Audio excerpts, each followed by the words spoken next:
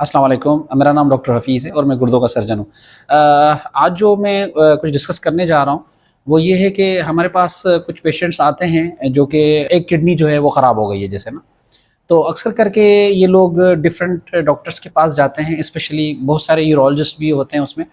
उसमें ये किया जाता है कि भाई आपका अगर एक गुर्दा ख़राब है और एक गुर्दा बिल्कुल ठीक है तो उस गुर्दे की सर्जरी लाजमी है। इस तरह नहीं है, कभी कभी जब छोटे गुर्दे होते हैं और अगर वो एसिम्प्टोमेटिक हैं, वो ख़राब हो गया है, हम उसका रीनल स्कैन कराते हैं और रीनल स्कैन में अगर वो नॉन फंक्शनिंग किडनी है और अगर एसिम्प्टोमेटिक एसिम्प्टोमेटिक का मकसद है अगर वो तकलीफ नहीं दे रही, जैसे पेन नहीं हो रहा, फीवर नहीं हो रहा, या उसके बाद रिकरेंट यूटीआईज नहीं हो रहे और ये बिल्कुल बेनाइन है। कभी कभी छोटे गुर्दे जो है वो ब्लड प्रेशर का काज भी कर सकते हैं, which is known as hypertension.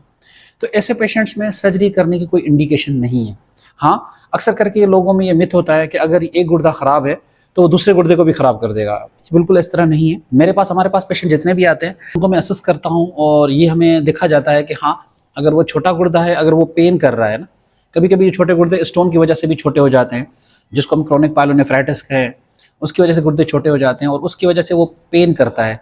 हाँ, और वो कभी कभी स्टोन्स जो हैं वो रिकरेंट यूटीआई करते हैं, पेशाब में खून आना, पेशाब में जलन होना, बुखार होना, तो इन कंडीशंस में वो किडनी निकाली जाती है।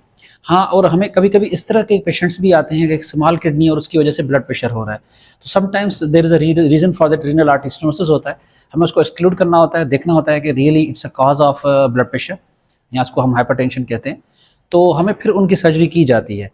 तो मेरा बताने का मकसद आज यही है आप लोगों को कि अगर स्मॉल किडनी है या नॉन फंक्शनिंग किडनी है, एसिम्प्टोमेटिक है, तकलीफ़ नहीं कर रही, आपको ब्लड प्रेशर नहीं कर रही, ऐसा कोई और इश्यूज़ नहीं हो रहे हैं, तो उसको एक दफ़ा असेसमेंट ज़रूर होनी चाहिए।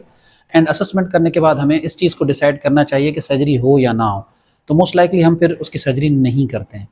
तो ये इस चीज़ को हमें क्लियरिफाई करने की ज़रूरत है और इन्फॉर्मेशन देने की ज़रूरत है कि उनको ये देखा जाए और फिर उस तरह उसको ट्रीट किया जाए।